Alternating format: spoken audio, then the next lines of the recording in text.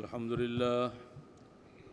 لله رب العالمين الرحمن الرحيم مالك يوم الدين يا أيها الذين آمنوا اتقوا الله حق تقاته ولا تموتن إلا وأنتم مسلمون يا أيها الناس اتقوا ربكم الذي خلقكم من نفس واحدة وخلق منها زوجها وبث منهما رجالا كثيرا ونساء واتقوا الله الذي تساءلون به والأرحام إن الله كان عليكم رقيبا يا أيها الذين آمنوا اتقوا الله وقولوا قولا سديدا يصلح لكم أعمالكم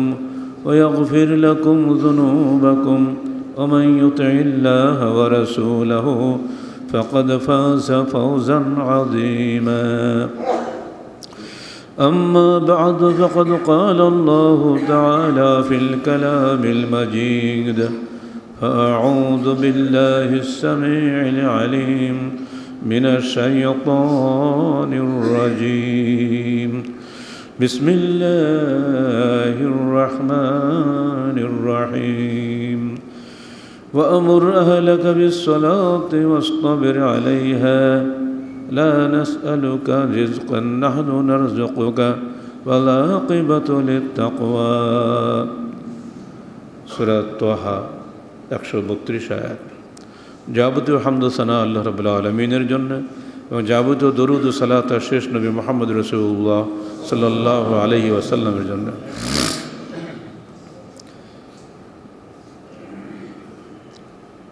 এই ভূপৃষ্ঠের উপরে সবচেয়ে শ্রেষ্ঠ জাতি হচ্ছে মানুষ, আর মানুষের মধ্যে সবচেয়ে আদরের মানুষ হচ্ছে শিশুরা। যে ধর্মের, যে বর্ণের, যে রঙের হোক না কেন, শিশু মানেই আদরের প্রতীক, স্নেহের প্রতীক। কারণ শিশুরা হচ্ছে সমাজের ফাউন্ডেশন, আর এই ফাউন্ডেশন যদি মজবুত হয় তাহলে উপরের ইমারত বা বিল্ডিং মজবুত হবে। ফাউন্ডেশন যত দুর্বল হবে ইমারত তত দুর্বল হবে। অতি সম্প্রতি পাকিস্তানের 11 বছরের ছোট্ট একটা বালকের বক্তব্য নিশ্চয়ই আপনারা ইউটিউবে শুনছেন। ইতিমধ্যে তার 8 লক্ষ শ্রোতা হয়ে গেছে ইন্টারনেটে। তার বক্তব্য শোনার জন্য হাজার হাজার লোক জমা হচ্ছে। সে বারবার বলছে, আমি মাত্র 11 বছরের বালক, আপনারা আমার কাছে কী শুনবেন? কিন্তু সে ইতিমধ্যেই এত বেশি শিখেছে, তার ফাউন্ডেশন এত মজবুত হয়েছে, বড় আলেম ওলামা পর্যন্ত হা করে তার বক্তব্য শুনে। এই ফাউন্ডেশনকে হেলাফেলা করে যারা দূরে সরিয়ে রাখেন তারা মারাত্মক ভুল করবেন। কোরআন এবং হাদিস এ বিষয়ে কী বলে, আসুন আমরা সেগুলো একবার খেয়াল করে দেখি। আল্লাহ পাক বলছেন, মুরু ওয়া'মুর আহলাকা বিস-সালাতি ওয়াসতাবির আলাইহা লা নাসআলুকা রিজকান নাহনু নারযুকুকা ওয়াল আকিবাতু লিত-তাকওয়া। ছোট্ট একটা আয়াত। তুমি তোমার পরিবারকে নির্দেশ দাও সালাতের, ওয়াসতাবির আলাইহা, তুমি নিজে সালাতের উপরে অবিচল থাকো। অর্থাৎ ছেলেকে নির্দেশ দিয়ে আপনি ঘুমিয়ে থাকবেন ফজরের সময়, এটা হবে না। লা নাসআলুকা রিজকান, হে বান্দা আমি তোমার নিকটে রুজি চাই না। নাহনু নারযুকুকা, আমরাই তো তোমাকে রুজি দিয়ে থাকি। ওয়াল আকিবাতু লিত-তাকওয়া, শুভ পরিণতি নির্ভর করছে আল্লাহ ভীরুতার উপরে। অতএব হে পিতা, হে অভিভাবক, সন্তানকে আল্লাহ ভীরু করে গড়ে তোলো। আল্লাহ পাকের এই নির্দেশ আমাদের সবার জন্য কি সমান নয়? মুসলমানের সৌভাগ্য এই যে আল্লাহর সরাসরি কালাম আমরা পেয়েছি। বলুন আলহামদুলিল্লাহ। পৃথিবীর কোনো ধর্মের লোক এ দাবি করতে পারবে না যে আমাদের কাছে আল্লাহর কালাম আছে। মৃত পিতার একটা ছোট্ট চিঠি যদি কোনো সন্তান পায়, ওটা নিয়ে সে সারা জীবন স্বপ্ন দেখে যে আমার আব্বার একটা লেখনী আজকে পেয়েছি।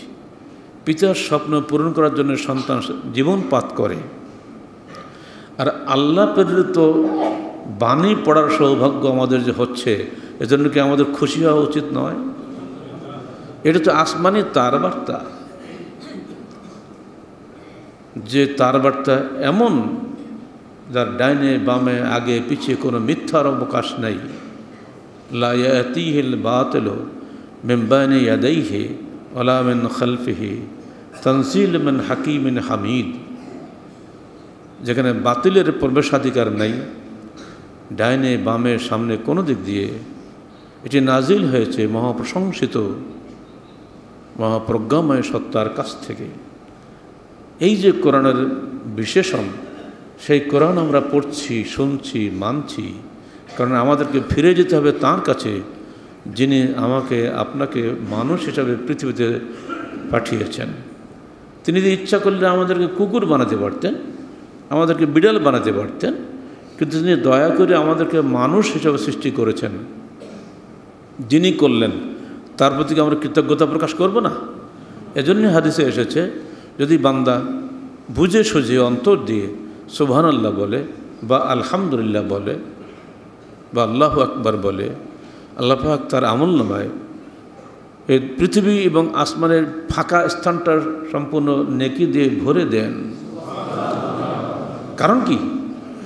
আল্লাহ সবচেয়ে খুশি হন যখন বান্দা আলহামদুলিল্লাহ বলে বুঝে সুঝে। কারণ কি? বান্দা অন্যের প্রশংসা করছে না, বান্দা সেই সত্তার প্রশংসা করছে যিনি তাকে সৃষ্টি করেছেন, যিনি তাকে রুজি দিয়েছেন। আজকে আমরা সোনামণি সম্মেলনে এসেছি, আমরা ভেজাল সম্পর্কে একটা সংলাপ দেখলাম। ভেজাল আমাদের সমাজ দেহকে কীভাবে কুরি করে খাচ্ছে, আমাদের বাচ্চারা সেগুলো দেখালো। এই ভেজাল যদি আমার দেহকে শেষ করতে পারে, যত উচ্চ পর্যায়ের অফিসার আমি হচ্ছে না কেন, এত প্রশাসনের চেষ্টা চলছে দেশে, এরপরও ভেজাল বন্ধ হচ্ছে না, মাদক বন্ধ হচ্ছে না, ইয়াবা বন্ধ হচ্ছে না। এবারে আপনারাই বিচার করে দেখুন তো, আমরা যে মিনারেল ওয়াটার বানাচ্ছি, এটাকে খাঁটি পানি বলেই কিন্তু আমরা পান করছি। এর পিছনে কত যে বিজ্ঞান প্রযুক্তি ব্যবহার হচ্ছে তা ঠিক নাই, এরপরও আমরা বলছি পানির মধ্যে ভেজাল, বোতলজাত পানির মধ্যে। তো কখনো কি ভেবে দেখেছেন কোটি কোটি গ্যালন পানি যে আসমান থেকে আমাদের উপরে বর্ষিত হয়, এই মেঘের পানিতে কি কোনো ভেজাল পেয়েছেন? পৃথিবীর সমস্ত পরীক্ষাগারে পরীক্ষা করে দেখুন তো, আল্লাহ প্রেরিত ওই বৃষ্টির পানিতে কোনো ভেজাল আছে কি না? নাই। কেন নাই?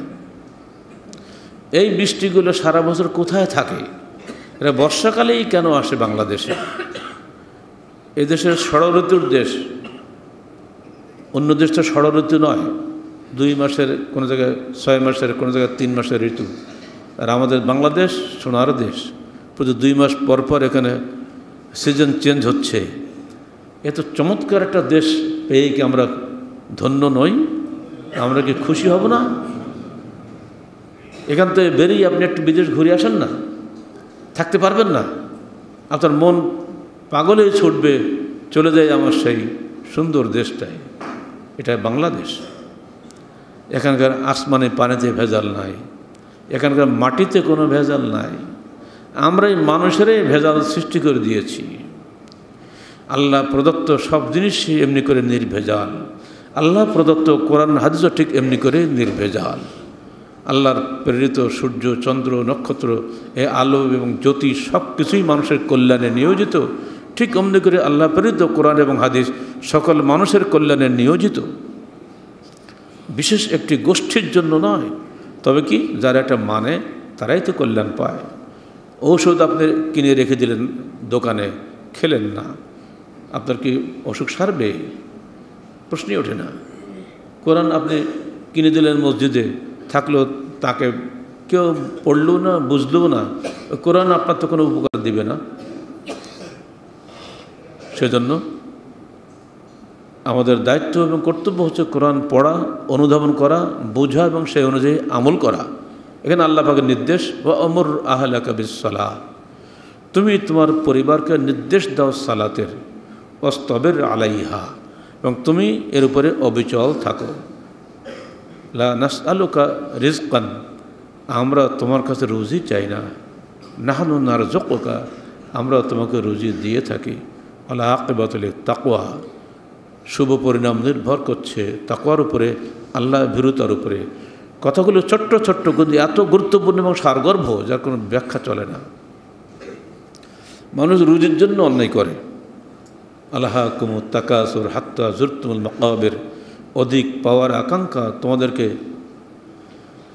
আল্লাহ তাকে ভুলিয়ে রাখে, যতক্ষণ না তোমরা কবরস্থানে উপনীত হও। এই যে অধিক পাওয়ার আকাঙ্ক্ষাই মানুষকে সর্বনাশ করে দিচ্ছে। সে বিশ্বাস করে না যে আল্লাহ আমার জন্য যে রুজি বেঁধে দিয়েছেন তকদিরি, তার বেশি একটুও পাবো না।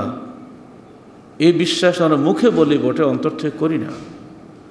যদি আমাদের এই ফাউন্ডেশন অর্থাৎ বাচ্চাদেরকে এই বিশ্বাসে আমরা বিশ্বাসী করে ছেড়ে দিতে পারি, ইনশাআল্লাহ ওরা রুজির জন্য সুদ, ঘুষ, মানুষ খুন করা এগুলো কিছুই করবে না।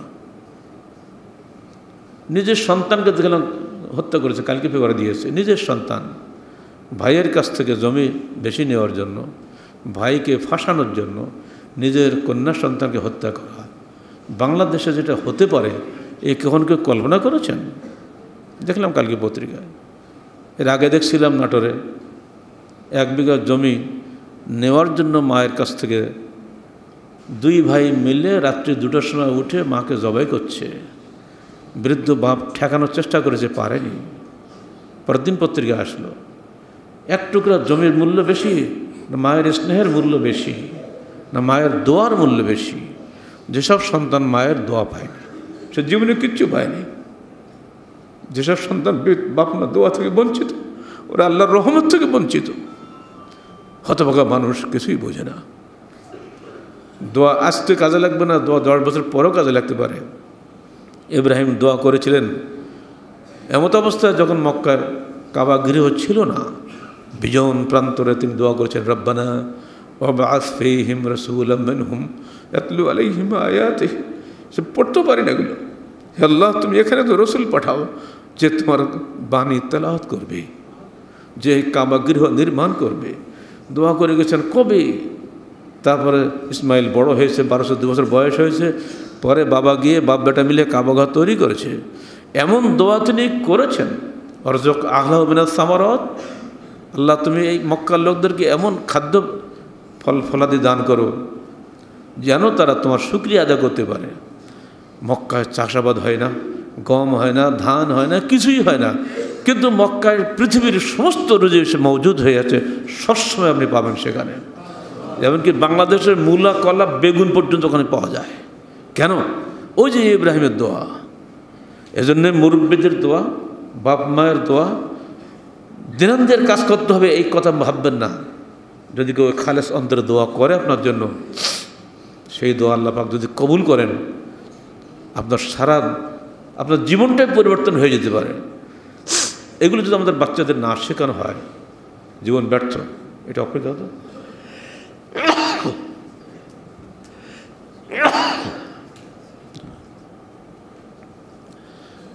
যখন আয়াত নাজিল হলো, কৌ আনফুসাকুম ওয়া আহলিকুম নারা ওয়াকুদুহা আন-নাস ওয়াল হিজারা, তোমরা নিজেদেরকে এবং নিজেদের পরিবারকে জাহান্নামের আগুন থেকে বাঁচাও, যার ইন্ধন হচ্ছে মানুষ এবং পাথর। বিখ্যাত বাদশাহ, একটি মাত্র মেয়ে। বাদশার জাঁকজমক, বিলাসিতা দারুণ। প্রতিবেশী একজন ইমানদার মানুষ আছেন, গরিব মানুষ, তিনি একদিন কোরআন তেলাওয়াত করছেন। তো এই আয়াতটা তিনি একটু জোরে জোরে পড়ছেন। মেয়ে ঘরে বসে আয়াতটা শুনেছে, যে এটা আরবি ভাষী, তো মেয়ে তো আরবি জানে। মেয়েটা তখন দৌড়ে আব্বার ঘরে গিয়েছে, আব্বা আমি আপনার এই বিলাস বেসন সব ফেলে দেবো, আমার জন্য তো সব করছেন, তো আমি কিছুই নেব না। কেন কেন মা, তুমি বলছি কেন? ওই যে একজন লোক পড়লো বসে, ও আনফুসাকুম ওয়া আহলিকুম নারা, তোমরা জাহান্নামের আগুন থেকে নিজেকে, নিজের পরিবারকে বাঁচাও। ওই যে ওনারা পড়লেন, তো আমার জাহান্নামের ঘর কোনটা বা জান্নাতের ঘর কোনটা এটা আপনি না দেখানো পর্যন্ত আপনার বিল্ডিংয়ে আমি বসবাস করব না। বাপ তো হতবাক, মেয়ে বলে কি, যার জন্য সব কিছু। বাপ কিন্তু কথা বুঝে গেছে। আপনি কি আমাকে জাহান্নামের আগুন থেকে বাঁচানোর চেষ্টা করছেন?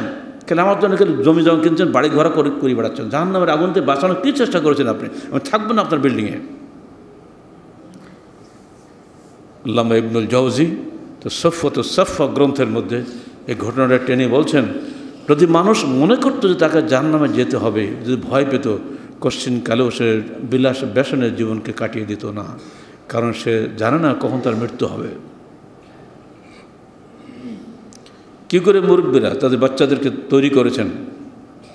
আল্লাহ রসুল মক্কাতে মদিনায় হিজরত করে গেলেন, আশুরা সিয়াম রাখার নির্দেশ দিলেন। হে মক্কার এই আনসাররা, মদিনার আনসাররা, তোমরা যারা সিয়াম রেখেছো তা রেখেছো, যারা রাখোনি তারা রাখো। আশুরা সিয়াম খুবই গুরুত্বপূর্ণ। এই নির্দেশ যখন আমরা পেলাম, তখন প্রখ্যাত সাহাবি মুআওয়াজ বিন আফরা, তার মেয়ে ফুরাইয়া রুবাইয়া, উনি বলছেন যে আমরা তখন চিন্তা করলাম, আমরা তো বড়, আমাদের বাচ্চাদেরকে তো শেখাতে হবে। 7 বছর বয়সে যখন সালাত পড়ানো শেখাতে হবে ওদেরকে, তো 7 বছর বয়স তো সিয়ামও তো শেখানো লাগবে।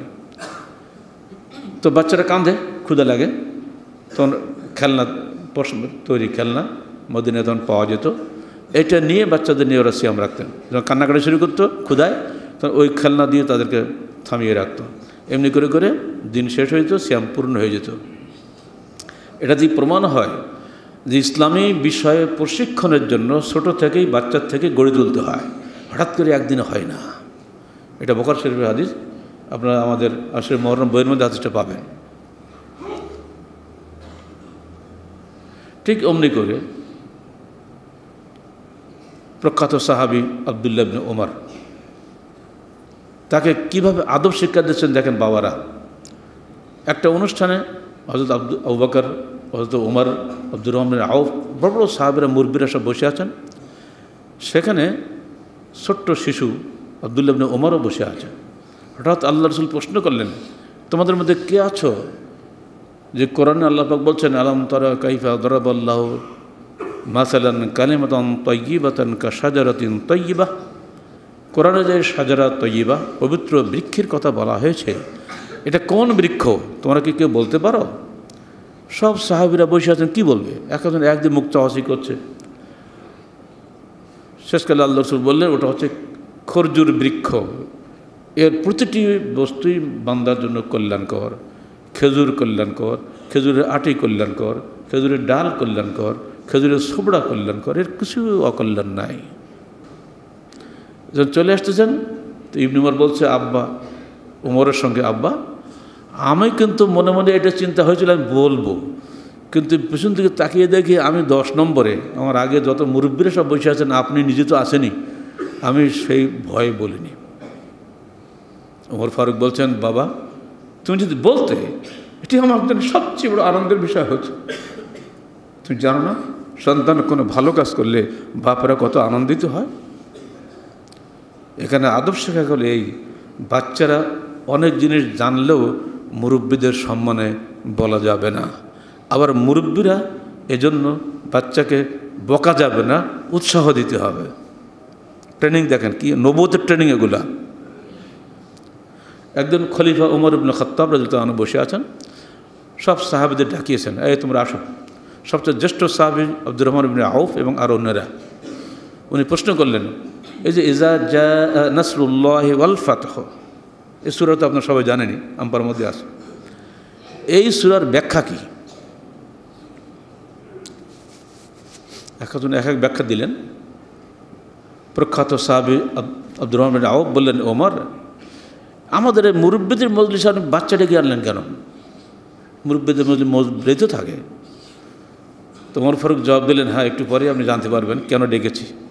পরীক্ষা করি আপনাদেরকে, বলুন সূরা নসরের ব্যাখ্যা কি? যখন এসে গেছে আল্লাহর সাহায্য এবং বিজয়, এবং আপনি দেখছেন যে মানুষ দলে দলে ইসলামে প্রবেশ করছে, অতএব আপনি এখন আল্লাহ তসবিহ তেলাওয়াত করুন এবং আল্লাহর নিকট ক্ষমা প্রার্থনা করুন। আল্লাহ সবচেয়ে বড় ক্ষমাশীল, দয়াবান, তওবা কবুলকারী। এর ব্যাখ্যা কী?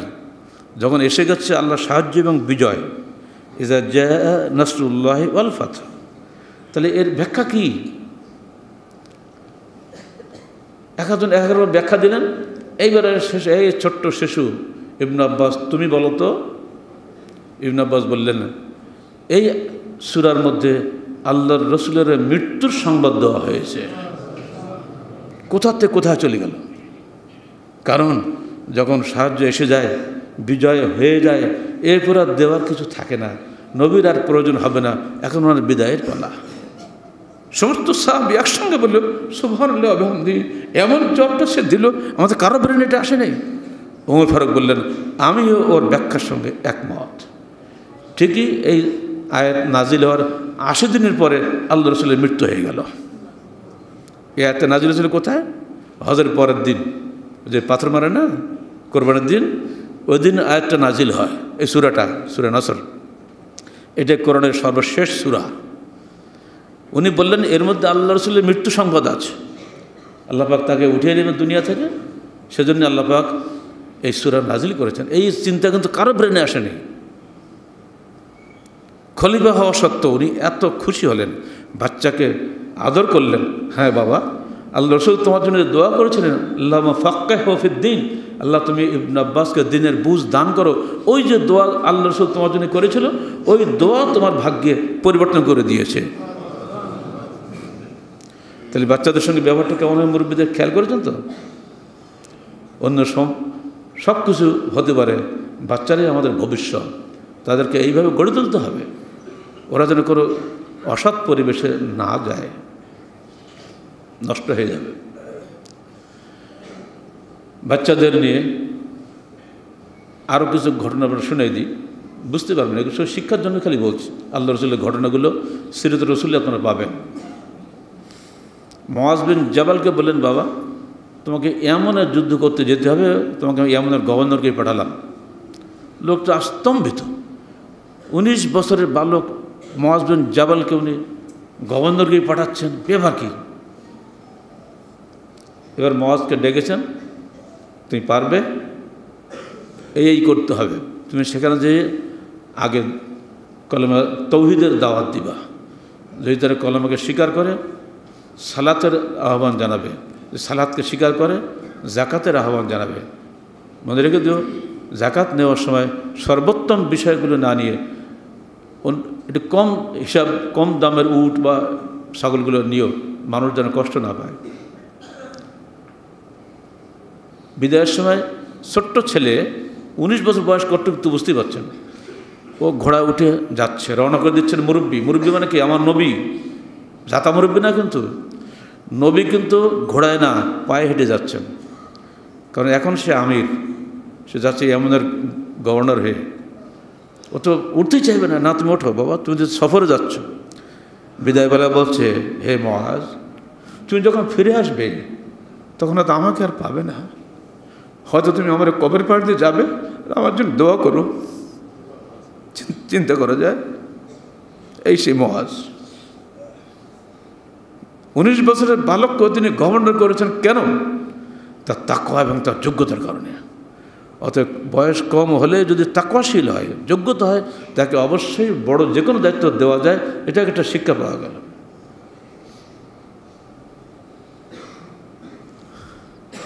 আমর ইবনে সালামা, মক্কা বিজয় হয়ে গেছে, লোকরা দলে দলে যে ইসলাম কবুল করছে, রাস্তায় একদিন একদল কাফেলা যাচ্ছে, সালাতের টাইম হয়ে গিয়েছে, ইমামতি করবে কে?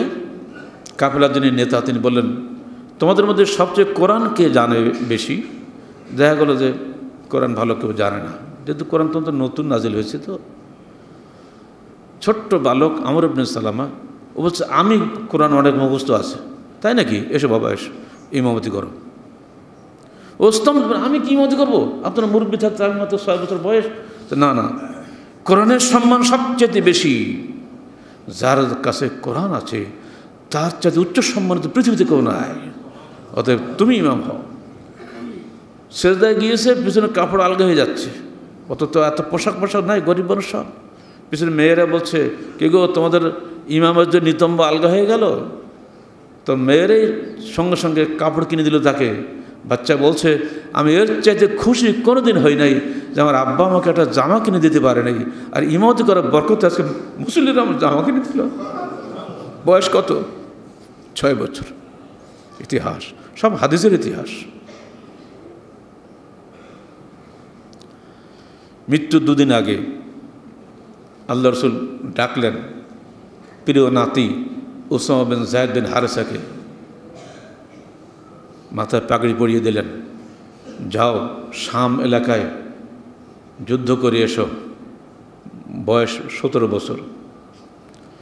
তার অধীনস্থ সৈন্য আবু বকর, ওমর, এই ধরনের শ্রেষ্ঠতম সাহাবীরা, তার দিকে গুঞ্জন উঠল, এই ছোট্ট বালকের অধীনে এত বড় বড় মুরব্বী সাহাবীরা তার কমান্ডের অধীনে থাকবে, এটা তো বেমানান হচ্ছে। স্বাভাবিক কথা, আমরা তো তাই বলবো, কিন্তু না, কথাটা আল্লাহ রসুলের কানে গেল। মৃত্যু যন্ত্রণায় কিন্তু মাত্র 2 দিন আগেই বেরিয়ে আসছেন মাত্র তোয়ালে দিয়ে।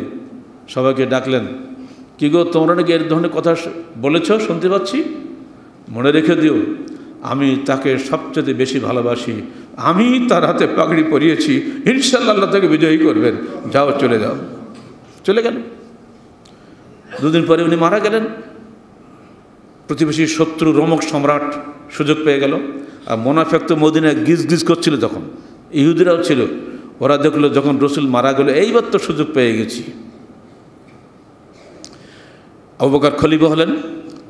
খলিফা হয়ে তিনি প্রথম নির্দেশ দিলেন, হে ওসামা, যে পাগড়ি তোমাকে পরানো হয়েছিল ওই পাগড়ি আমি তোমাকে পুনরায় পরিয়ে দিচ্ছি, তুমি চলে যাও জিহাদে।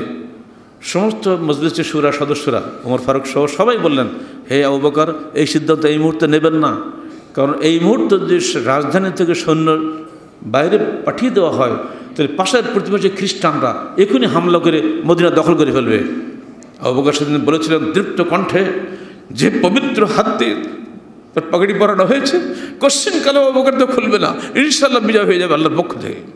বিজয় কোশ্চিন কালো সৈন্য দিয়ে হয় না, অস্ত্র দিয়ে হয় না, বিজয় হয় আল্লাহর রহমত দিয়ে। বাস চলে গেল, কিচ্ছু বিজয়ের বিষয় ফিরে এলো। রোমক সম্রাটের ক্ষমতায় কুলানি সে হামলা করে মদিনায়।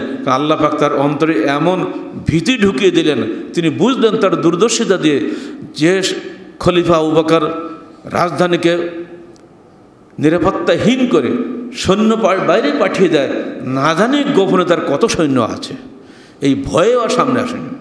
আসলে তো কিছুই ছিল না। আল্লাহ তার অন্তরে ভীতি ঢুকিয়ে দিলেন। এইটাই হলো তাকওয়া, এটাই হলো তাওয়াক্কুল, এটাই হলো আল্লাহর উপরে ভরসা। আল্লাহর পরে ভরসা করে ইমানদার যখন কোনো কাজ করবে, আল্লাহর পক্ষ থেকে অদৃশ্য মদত আল্লাহ তার জন্য নামিয়ে দিবেন, এই বিশ্বাসটা রাখবেন।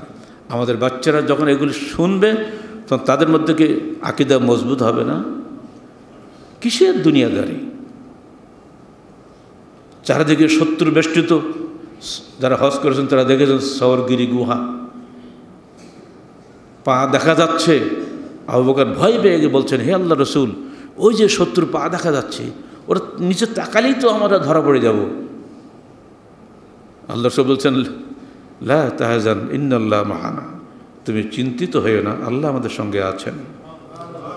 আল্লাহ কি করলেন? ওরা সমস্ত পাহাড় তন্ন তন্ন খুঁজেছে, খালি ওই একটা গুহা খালি খুঁজে নাই। চিন্তা কর, এটাই তো আল্লাহর কাজ। পায়ের নিচে বসে আছে শত্রু, ও তো চোখ নিচের মুখ তাকাই নাই, চোখ অন্যদিকে তাকিয়েছে। আমার রমায়তা এজ রমায়তা ওয়ালাকিন্নাল্লাহ রমা। বদরের যুদ্ধে, ওহদের যুদ্ধে, খন্দকের যুদ্ধে কি বিপদের মধ্যে তিনি পড়ে গেছেন, কিছুই বলেন নেই। এক মুঠো মাটি নিয়ে ছুঁড়ে ফেলে দিয়েছেন বিসমিল্লাহ বলে। আল্লাহ পাক বলছেন কোরআনে, ওমা রমায়তা এজ রমায়তা ওয়ালাকিন্নাল্লাহ রমা। তুমি যখন হে মোহাম্মদ বালু ছুঁড়েছিলে, তো ওটা তুমি ছড়োনি, আল্লাহ বালুটা ছুঁড়ে দিয়েছিল। আল্লাহর পক্ষ থেকে এমন ফয়সলা হয়ে গেল, ওই বালুর শত্রুদের সব চোখে চোখে চলে গেল, ওরা পালিয়ে কুল পারল না। তাহলে এইটা দিয়ে আমাদের পীর সাহেবরা আর এক ফতোয়া বের করেছে যে আল্লাহ রসুল মানুষ ছিলেন না, উনি নূর ছিলেন, উনি আল্লাহ, স্বয়ং আল্লাহ। वो जो मुस्तवी अर्श था खुदा होकर उतर पड़ा है मदीना में मुस्तफ़ा होकर, जिन्हें अर्श ছিলেন खुदा है তিনি লাফ দিয়ে পড়লেন মদিনায় মুস্তফায়। ওদের বুঝ আলাদা। কে ঠেকাবে বলেন? দিনদার মানুষকে যে ফেরেশতায় সাহায্য করে কেউ জানেই না। আল্লাহ রসুল হেঁটে চলেছেন রাস্তা দিয়ে, এক মহিলা এসে বলছে, আপনি কে? আমি রসুল্লাহ। ও আপনি তাহলে আখিরি জামান নবী? তো হ্যাঁ, আমার এই বাচ্চাটার ভূত লেগেছে, ঝাড়িয়ে দেন তো নিয়ে আস। পুঁজি তো আমাদের সুরায় নাস আর ফালাক, তাই না? ওটি ফুঁক দিলেন আর বলে, এই জিন পেলে যে এখান থেকে, আমি নবী মোহাম্মদ বলছি। জিন তো ভূত তখন পালিয়ে চলে গেছে। ফেরত আসার সময় জিজ্ঞেস করে, কেউ তোমার সে ভূত ছাড়িয়েছে? বলে হ্যাঁ, ওই ওই তখন থেকে আউট, এখন আমার ছেলে ভালো আছে। মুসলমান শুধুমাত্র জমিদের আমির নয়, মুসলমানের হুকুম শুনতে বাধ্য জিন ইনসান সবাই, এমনকি পশু পাখি পর্যন্ত শোনে। আল্লাহ রসুল সালাত আদায় করবেন, প্রচণ্ড রোদ, কী করবেন?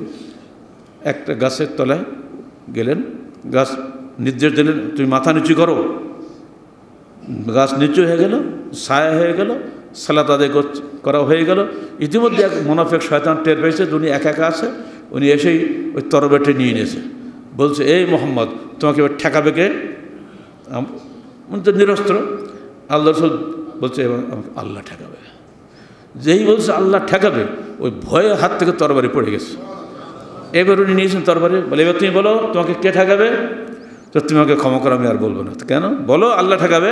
ও তা বলবে না, ও তো কাফের। তো না, তোমরা অস্ত্রে বিশ্বাস করো, আমরা আল্লাহর রহমতে বিশ্বাস করি। তোমার অস্ত্রে কোনোই কাজ করো যে আল্লাহর রহমত আমার পক্ষে যদি থাকে। এই ঘটনা যদি আমাদের বাচ্চারা জানে বা শোনে, ওরা কি মানুষের তক্কা করবে নাকি? একটা সোনামণি যথেষ্ট একটা সমাজ পরিবর্তন করার জন্য। আমরা সোনামণিদেরকে এমনি করে ছোট্ট ছোট্ট গল্পর ছলে গড়ে তোলার চেষ্টা করি। তারা বহু কিছু বিষয় জানায়, তার জ্ঞানকোষের মাধ্যমে আমরা শেখানোর চেষ্টা করি। সারা দেশ বলে আল্লাহ নিরাকার, তাই না?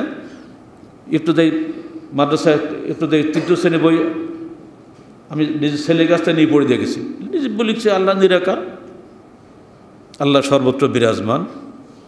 এই যে কত বড় শিরকি কথা, আল্লাহকে শূন্য বানিয়ে দিচ্ছে, আল্লাহ কিচ্ছু না।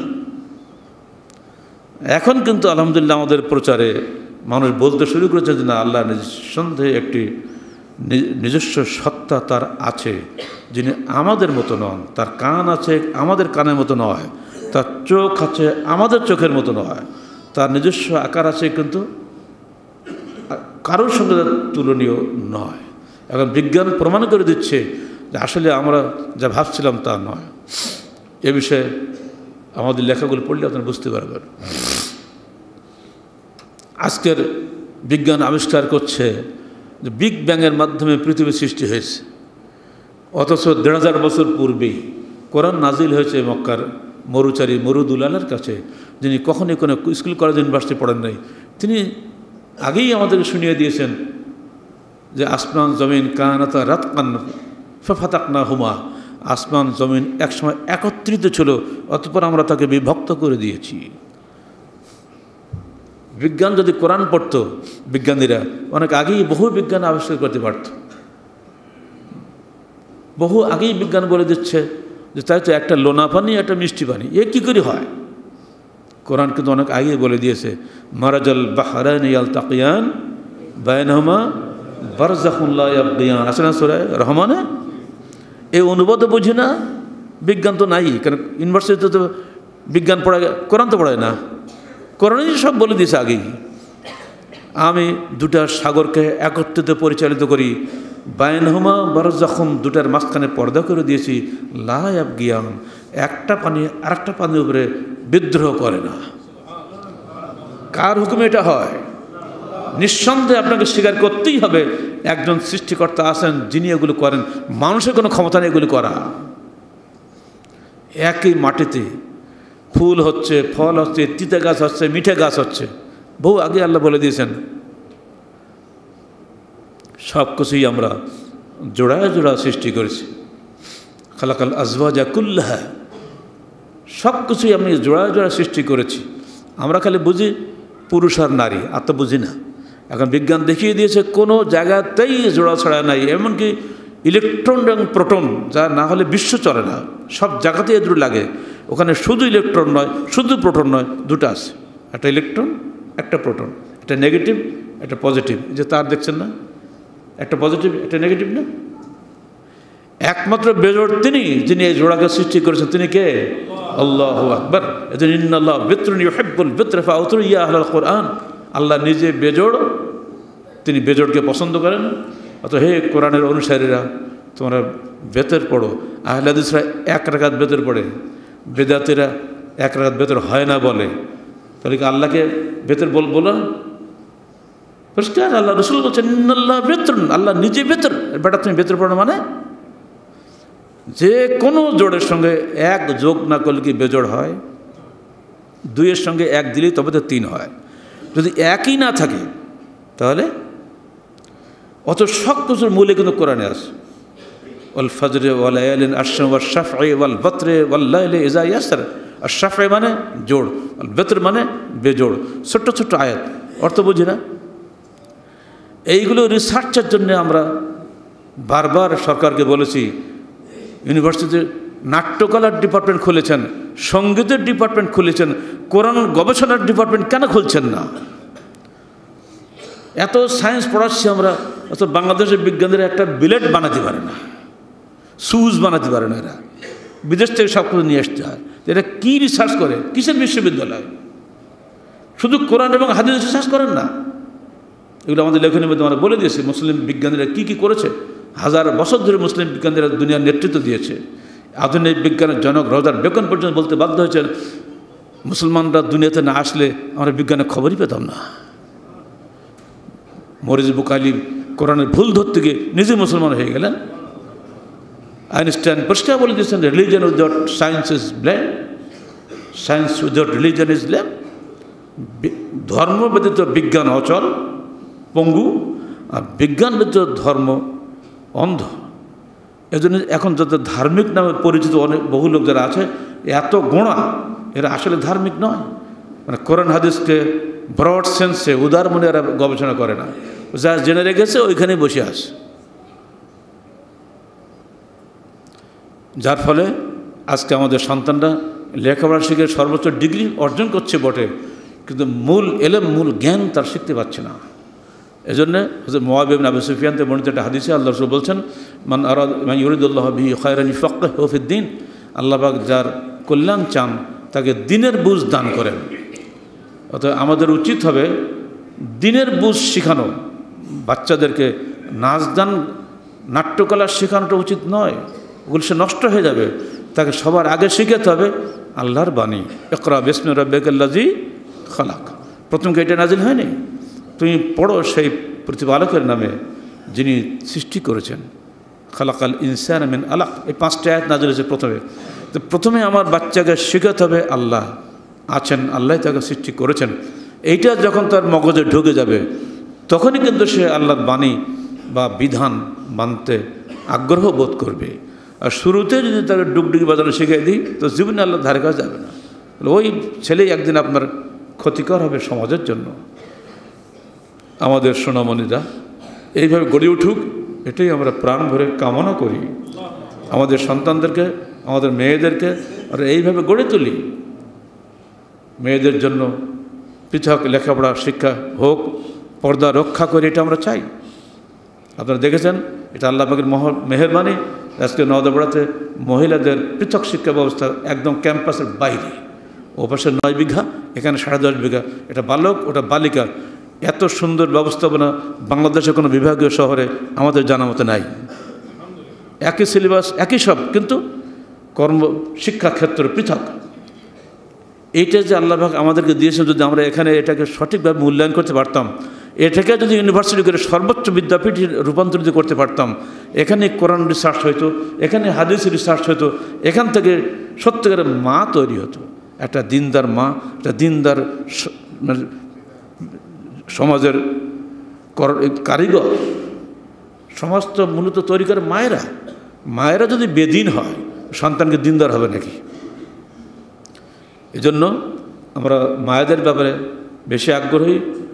বহু মানুষের কাছে বহু টাকা আছে, আমরা তাদের বলি বাবা আজকে আমাদের এই সুন্দর আকীদা বিশ্বাসের পক্ষে আপনারা দয়া করে কিছু আর্থিক সহযোগিতা করুন। আমাদের যে চিন্তা যে স্বপ্ন আছে দেখুন, এর মাধ্যমে কোরআন হাদিসের ভিত্তি মিলে মানুষ কেমন মানুষ তৈরি হয় আপনারা একটু যাচাই করেন।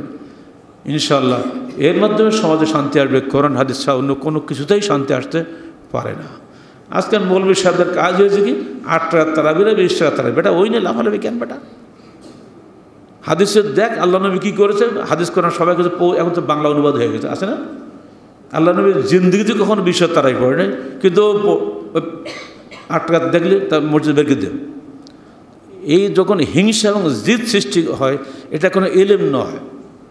আমরা আমাদের বাচ্চাদেরকে বলি এগুলো নিয়ে তোমরা হইচই করো না। একটাই কথা, দেখো সহিহ হাদিসে কোনটা আছে সেটা মানো, যেটা নেই সেটা ছাড়ো, এক কথা শেষ। এরকম আহলে হাদিস নামধারী কিছু গোঁড়া লোক আছে, তা আহলে হাদিস হয়েছে মনে করি আমি তো হয়ে গেছি, যে না অনেক কিছু শেখার বাকি আছে।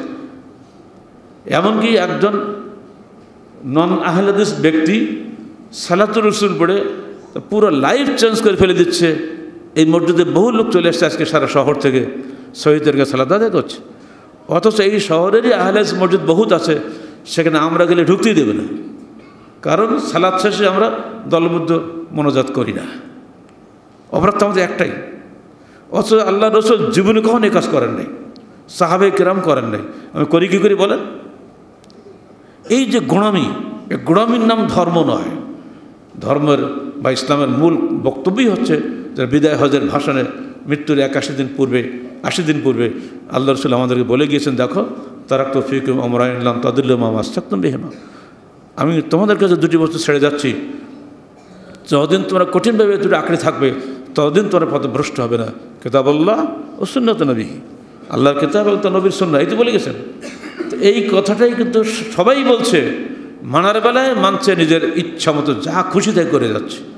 আমি বড় আলেম, আমি কি মাথা নত করতে পারি? বাবা ভুল তো মানুষের হতেই পারে, তাই না? ভুল সংশোধন করে নেন, ঝামেলা শেষ। আপনি নিজের সংশোধন হবেন না, কাউকে হতেও দিবেন না।